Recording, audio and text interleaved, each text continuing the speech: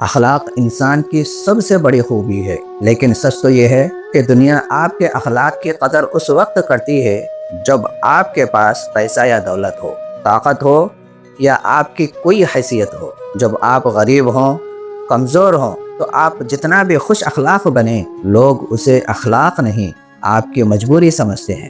وہ سمجھتے ہیں کہ آپ نرمی سے بات اس لیے کر رہے ہیں کہ آپ کے پاس کچھ نہیں، اس لیے آپ ان کو عزت دے رہے ہیں، کیونکہ آپ عزت لینے کے قابل نہیں۔